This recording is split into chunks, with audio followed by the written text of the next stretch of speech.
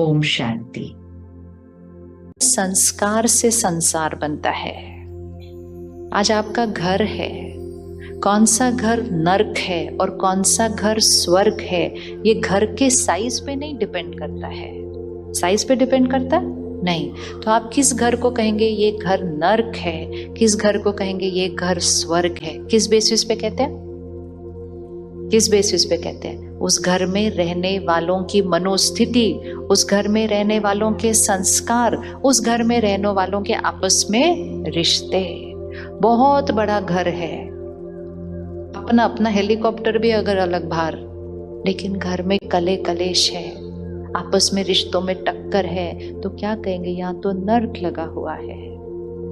लेकिन एक छोटा सा घर है, लेकिन संस्कार बहुत प्यारे हैं, सेवा भाव है, आपस में 10 का परिवार रहता है, लेकिन ऐसे रहता है बिल्कुल शीरखंड होकर। तो आप क्या कहेंगे? इनके घर में तो स्वर्ग लगा हुआ है। तो स्वर्ग और नर्क इज नॉट बेस्ड ऑन हमने क्या अचीव किया, स्वर्ग और नर्क इज बेस्ड ऑन हमारे संस्कार। तो इसको लॉ बनाना है, संस्कार से संसार बनता है। सतयुग में रास दिखाई जाती है, दिखाते हैं रास। तो रास मतलब क्या? आप में से किसी ने किया कभी रास, डांडिया, गरबा कभी खेला है? नहीं। खेलते हुए देखा है किसी को कैसे करते हैं? तो अगर आप देखोगे वो एक बड़ा सर्कल होता है और इतने सारे लोग होते हैं इकट्ठे उसमें, हर एक दूसरे के साथ रास कर रहा है। डंडे के साथ कर रहे हैं तो वो डांडिया होता है। जस्ट अगर आप उस सर्कल को देखेंगे ना, वो बहुत फास्ट घूमता है।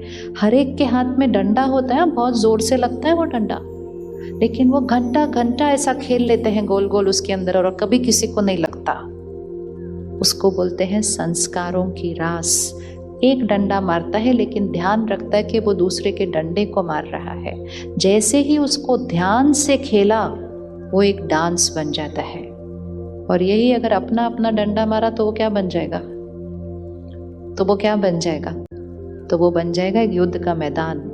इसको परमात्मा कहते हैं ये संस्कारों की रास है। ये सिर्फ शरीर के खेलने की रास नहीं है, ये संस्कारों की रास है कि एक घर में रहेंगे, अलग अलग संस्कारों के साथ रहेंगे, एक जैसे नहीं होंगे, अलग अलग संस्कारों के साथ रहेंगे, लेकिन एक दूसरे के संस्कार को देखते हुए अपना संस्कार, अगर संस्कार ऐसे किया तो रास है, और अगर अपना अपना किया तो क्या बन जाता है? घर।